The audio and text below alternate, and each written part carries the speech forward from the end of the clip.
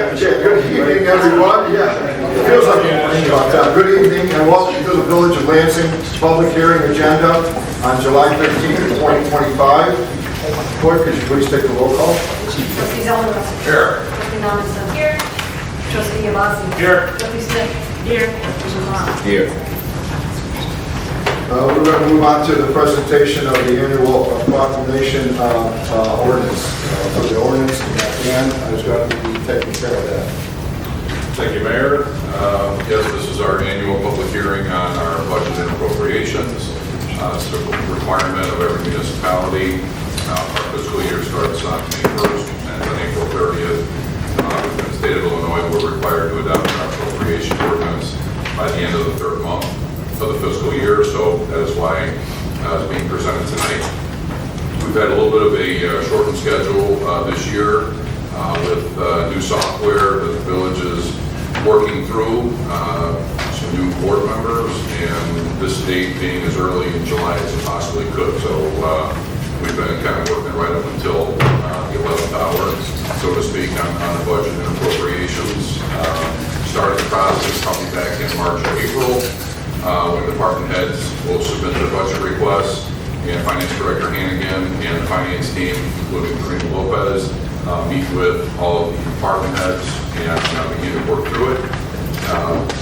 Finance Director Hanigan had a presentation at the June 17th committee of the whole meeting, and then there were budget workshops that were held individually with the trustees in the last couple of weeks, absent the first meeting in July.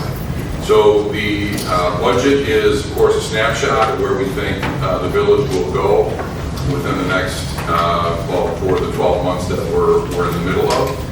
The appropriations are an amount that exceeds the budget and provides a blueprint in the event that additional revenues are collected and sets a spending cap on what can be spent by fund.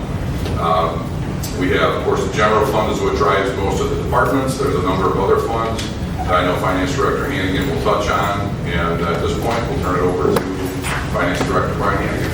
Thank you, Mr. Podgorski. Hello, everyone. I am Melanie Youngsma, publisher of the Lansing Journal. The Lansing Journal's YouTube sponsor this month is Universal Martial Arts Ministry right here in Lansing. UMA Ministry teaches more than the physical skills of martial arts and Taekwondo. They also develop a sense of culture, discipline, accountability, and spiritual awareness for students of all ages.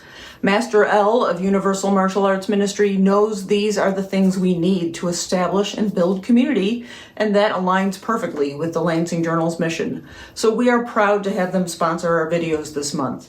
Look for their contact info and links in the description below. Thank you, Universal Martial Arts Ministry and Master L. Trustees, Mayor Hardy, Clerk Brady Perovich, before you is a appropriations for the fiscal year 26 budget that I think is one that the board can be very proud of. I think it has every possibility of having very similar results to the results we had last year, which, as the board knows, is where we had I projected a surplus of somewhere between 1.5 and 2.5 million.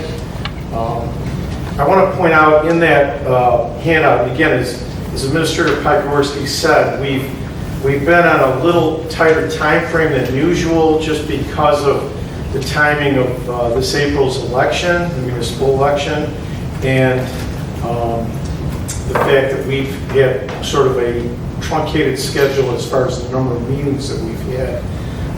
To be able to present.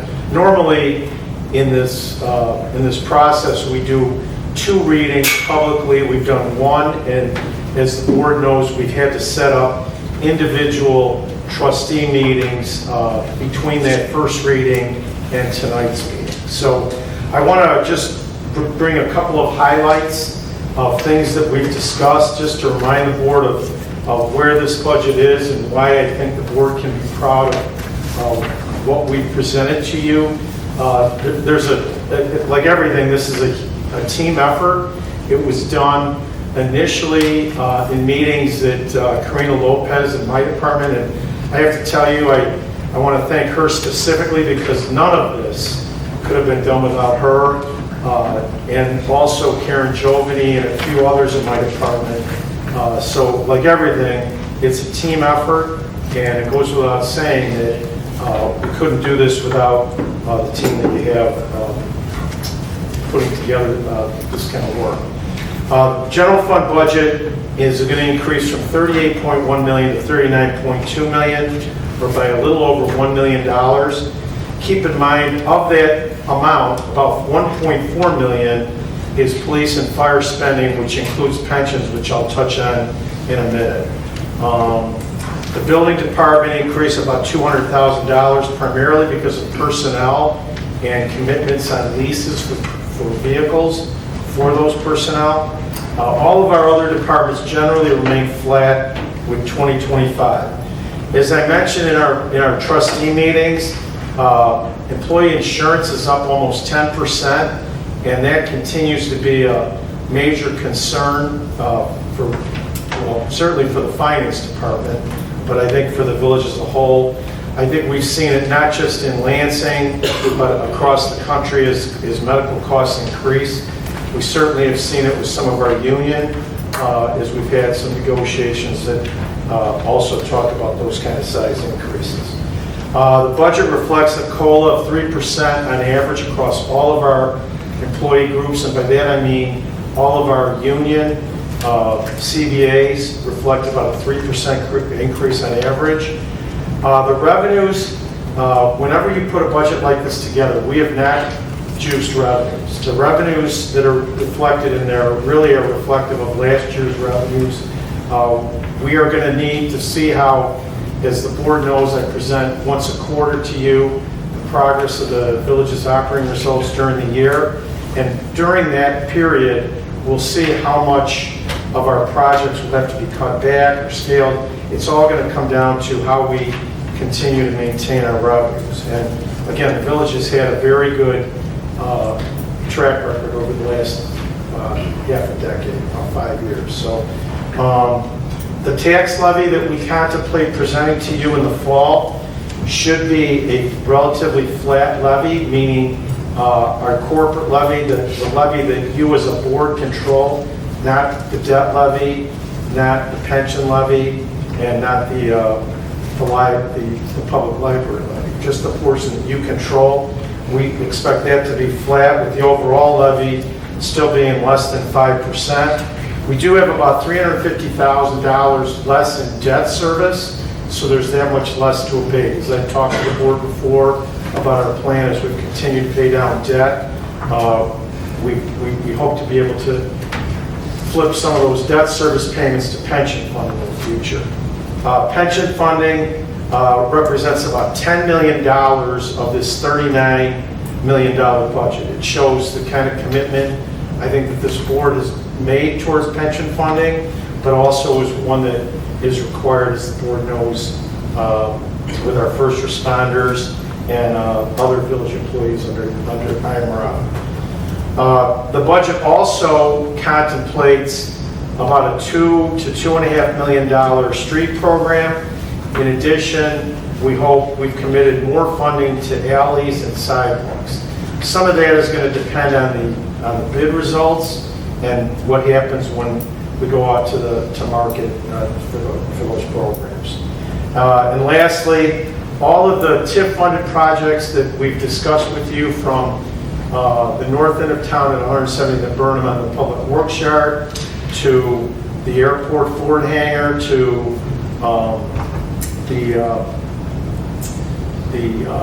the youth center, are moving forward as scheduled.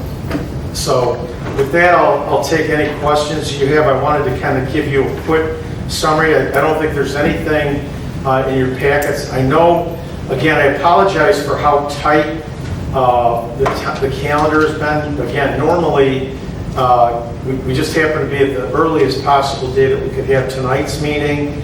And as the board knows, we didn't have our first meeting in July, but that's part of the reason why I appreciate each of the trustees meeting with us separately so that we can kind of keep this process moving. One last thing, and again, this is a tribute to Karina Lopez. We are in the process of, as the board knows, converting to a new software system. which certainly hasn't been a challenge for me. It's a little different than just rolling up our normal Excel spreadsheets the way we've done budgets in the past. But I think it's going to be a terrific solution in the long run. It's just going to, like everything, it's going to have some growing pains associated with it. And I think that certainly has contributed a bit to the time crunch because we've had to have a lot of meetings with open government provider. So with that, I'll take any questions any of the board has. And again, there's a lot of people to thank on this. I've already mentioned Karina, but it's all the department heads, from police and fire to Anisha and the smaller budgets.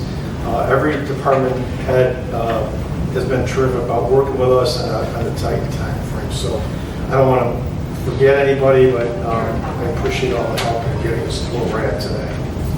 Finance Director Hanigan, could you talk a little bit to the documents that we handed out tonight?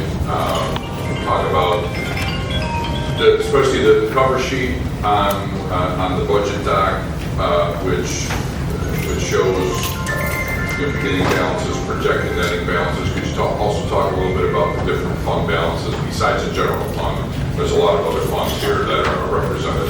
Yeah, thanks, Mr. Podgorski. So the general fund, as the board has heard me before, has a little over $22 million in it heading into the new fiscal year.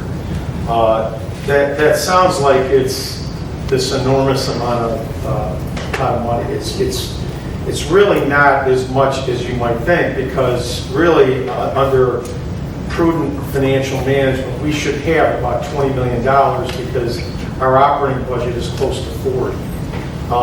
And in that summary sheet that Dan is referring to, you'll see the number going into the year. Again, I believe that with the upside and what's happening on Torrance Avenue and economic development, I think that we have a very good, strong possibility of having the same success we've had the last 4 years, which has built up that number to be what it is. So that's the first number. There's a number of other funds. One of the things I've asked the board about is our 911 fund. I believe we're going to need to help that fund. As the board knows, Director Weiss presented to the board the need for new Motorola radios. Those cost somewhere between $900,000 and $1 million with all the peripheral equipment.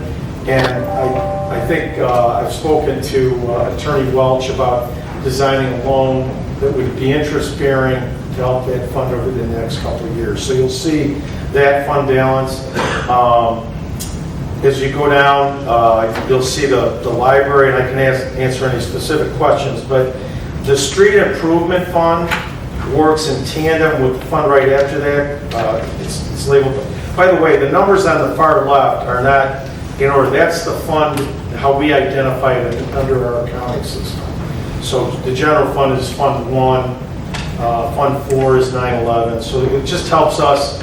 We have approximately 22 active funds in Lansing for myriad of reasons, as the board knows, as to how we fund projects, all the things that we have going on. The Street Improvement Fund and the MFT Fund, Finance works very closely with the Robinson team, headed by Jeff Pintar and Steve Kaminsky, to work on how we fund all of our street improvements. As I mentioned, our plan this year is for about a $2 million program, depending upon how those bids come out and how quickly we get the work started. We hope to be able to start putting real money into our alleys and our sidewalks. The airport, as the board is well aware, is similar to any of the rest of our departments, but it's in a separate fund. Not to bore the board too much than I already have. It's an enterprise fund, and because we get revenues, it needs to be reflected as a separate fund.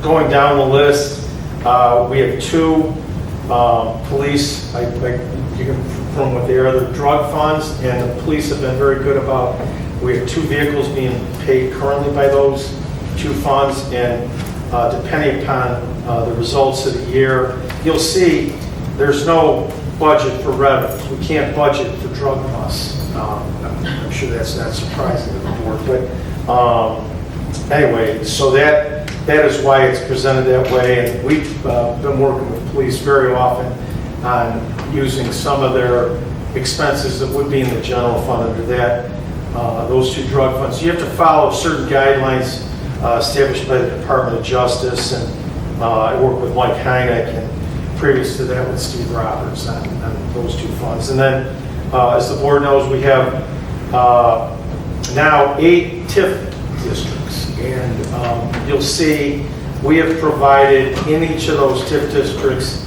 adequate funding to be able to take on the projects that we have. But bluntly, we are going to have to be disciplined over these next 2 to 3 years with respect to our TIF budgets because of the number of projects that we have going on. As the board knows, we got an extension on the Ridge Road TIF, and that requires a certain cost associated with that extension. And some of those bills are just coming home this year, which is good. I mean, these are all projects that the board and we all know we need to get completed, whether it's the public works yard, the youth center, the Ford hangar, all the things that we have going on. So, and then lastly, there's also, I think I skipped over, we also have within the general fund, the funding of what we call our 3 destination sites, the Ford hangar, the sports complex, and of course, Fox Point.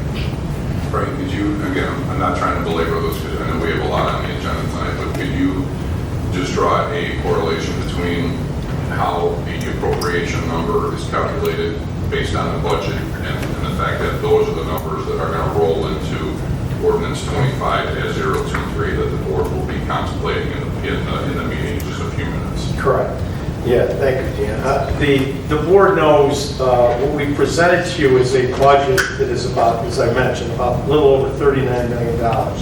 The appropriation for you has a 20% cushion in every case, every line item, with the exception of specific items that we know are going to be dollar certain. For example, all of our debt service. We don't build in a 20% cushion on our debt service. So what does that, why does municipal government require that? Well, it's because within a given budget, we've always said to our department heads, you can manage your budget within what you've requested, and on an individual line item, for one reason or another, things happen during the year, and this allows that line item to be spent up to 20% of that number. So for example, if the budget was $100,000, that line item can go up to 120. If it goes much beyond that, then obviously we have an issue. And Dan, as the board knows, we have a process that I think is superb in place.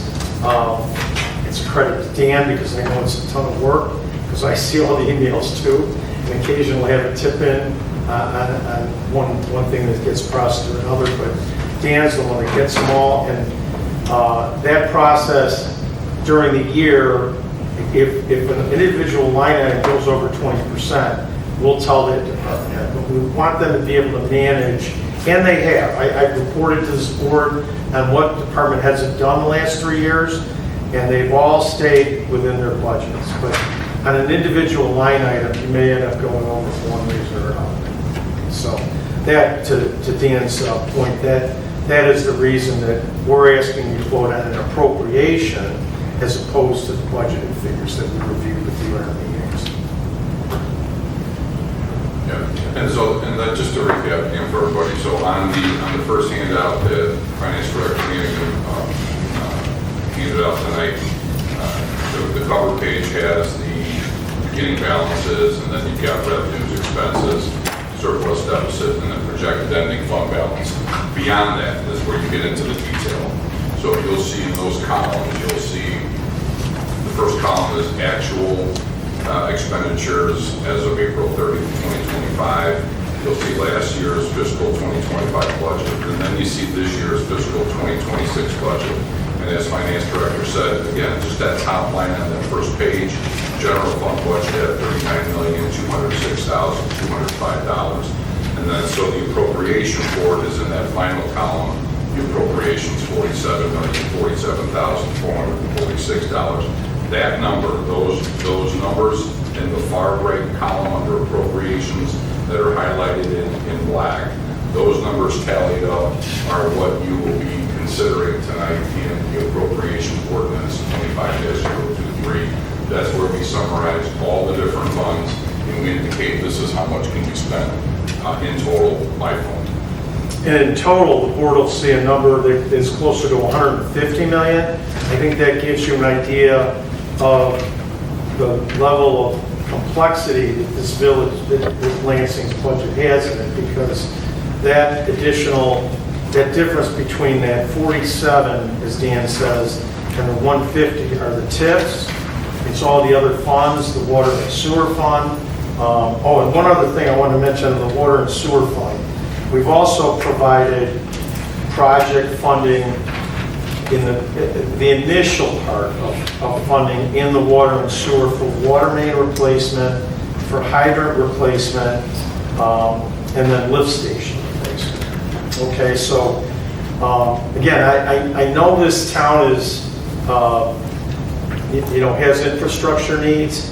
It goes without saying, we're never going to be able to repair them all in 1 year, but I think we've done a good job of getting started. I think it is evident by the street repairs that you've seen over the last 5 years, and I think we need to start a similar program on our water mains. And to the Robinson team's credit, they've done that in Oakwood Estates. It's just it's only obviously one subdivision of the town that we've got other needs throughout town, as the board knows all too well.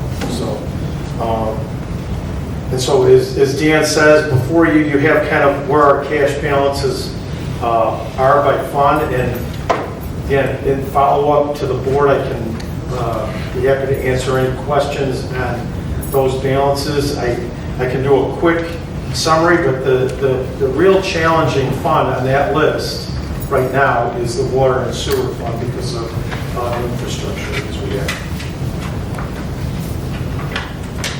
Finance Director, just to be clear, the 20%, it's not an arbitrary number. That's something that there's guidance from the state in terms of... That's guidance from the state, and it's based on Lansing's history, and it's not specifically dictated that that has to be the number in the ordinance. I think you as a board would prefer to have that kind of flexibility, but it's a state guideline and a GFOA guideline that's how you would present your budget.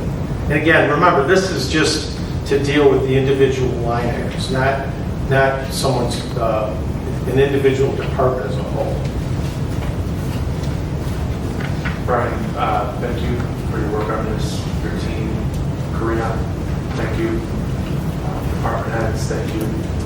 Administrator, Mayor, a lot of hard work that goes into this. So thank you for your hard work on this. Well, thank you to the board for the flexibility that I know we have 2 new elected trustees, a new administration, a new village clerk, and I appreciate all the commitment and flexibility that everyone's had with their schedule as we've tried to get this before you tonight. Right, again, I'm going to have to say thank you. I know over the last couple of weeks, you kept your head on straight. I've seen you flying around that office, backing in and out of meetings with the trustees and workshops, meeting with me, Mr. Podgorski, Karina, thank you. By the way, happy birthday tomorrow. Anyways. Hopefully we're going to give Karina the day off tomorrow.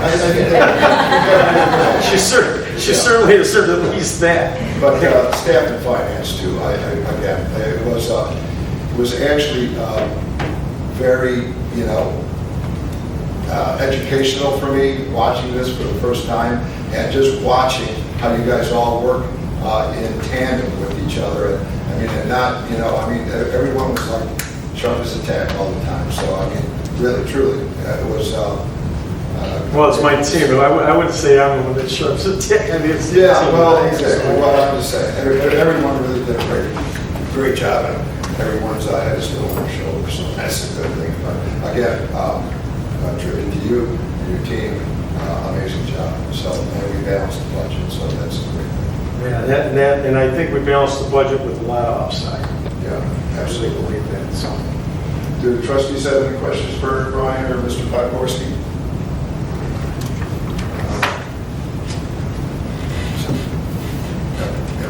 Brian, then the only other thing what I'm going to do is I'm going to open it up for all public comment.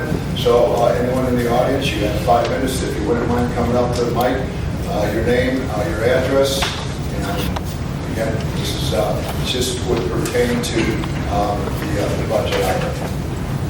Does anyone have any? Yes, sir. Hello, Mike.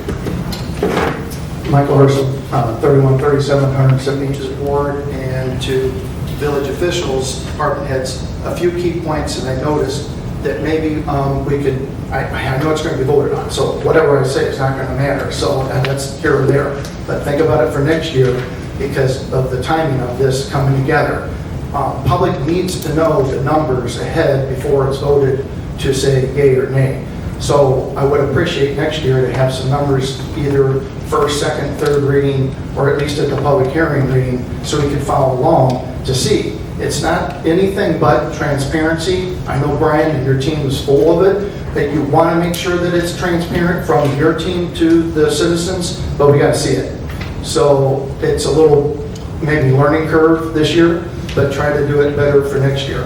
So I have 3 main things that I want to point out that I brought up last year with the old regime that I don't see, unless I missed it, because it was a hard copy to look at. It was very, to describe it, folks, it was just a lot of numbers, dashes and headers, and I'm not in accounting, and just like they were describing, it was last year's budget, expected this year, and the appropriations. It was kind of all melded together. It really didn't seem like there was any, at least the copy that I was provided, alphabetical or anything.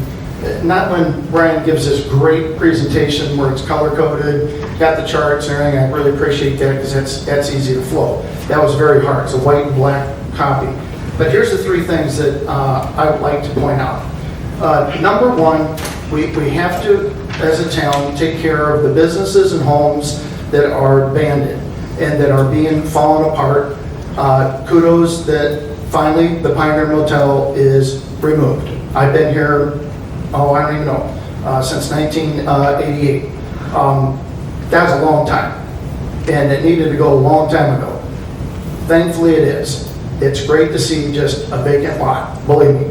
Now we can work on reconstruction, put something there that will aestheticize that traffic flow coming off of Torrance to come down and visit at least Torrance and hopefully down to Ridge Road. That's the key. So budget items in there for, I hope, that says development, land acquisition, under all of the TIF districts. I looked them up. Ridge Road, we've got West Lansing, Torrance, Bernice. They all have excess of money on there budgeted, so let's hope that that can be allocated for either removal of the abandoned buildings or at least contact the owners and the business owners or even residential owners to say, are you going to live in it again, redevelop it, or can the village take it over, process of back taxes or anything, and we demolish it and clear it up. That's the first, and that's got to be a priority on Torrance Avenue North. I've mentioned to Brian and Dan and everybody, the 5-story bank building's got to go the next year or 2. We got to find out who owns it, take that thing down. I'm sure that the Napleton and those auto dealerships would love to see that open so they could probably purchase it and maybe in the future expand. That's been an eyesore for a long, long time. Second point is on the tree removal. I saw a budget item, and I apologize, I'm not sure what the code number was. 1-31-478, tree removal, I think under general, maybe street expense. Streets. Yeah, so there is no money applied for that, but it is an allocated item. So if you remember a few months ago, if not last year, the Public Works Department had several hours of manpower, had to clean up all the trees that fell dangerously on wires, street sidewalks, even streets, because of maybe mismanagement on the parkways. We got to settle that issue with the citizens in the village to say, if they're dead, we need to come together, either half expense, remove them, and try to prevent from these storms that are going to happen. We're not going to stop the weather. Weather's going to happen.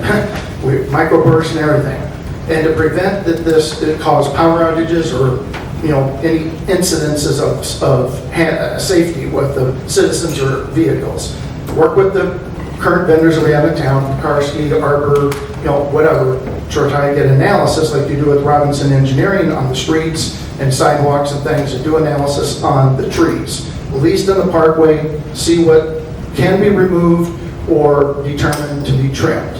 And then the last thing, and I didn't see it anywhere in here, and I'm sorry, that the youth, except for the youth center on Burnham Avenue, where I live, it's pertaining to, I think, the junior high, not sure if it's high school, but we're missing some type of allocation of resources for the future to have something for the youth of all ages, elementary, junior high, high school, and beyond. We used to have Wright's Barnyard, and I'm going way back, go-karts and type of activities for the youth, and arcade and putt-putt golf. I'm not sure what can come together with other towns or even within the town or other districts, like, I hate to say it, but the Park District or Chamber of Commerce or churches, and come together and pool resources to say, what can we provide for the youth, and find a central spot that's safe so that the police can be involved for providing some security, have the fire people check it out to make sure it's safe for that, and have some type of outlet for the youth. Right now, they're frustrated. They have all the time they're on their phones, believe me, from school to home, and they need something besides a phone to excise their maybe anger or frustration or anything, and we need to come together to support that. And otherwise, thank you. It's a great job you guys do. Believe me, I know numbers are hard and everything, but just keep those three things in mind. The abandoned buildings, the trees, removal, and for the youth. Thank you for the time, Brian. I know I went long. Sorry. No, thank you, Mike.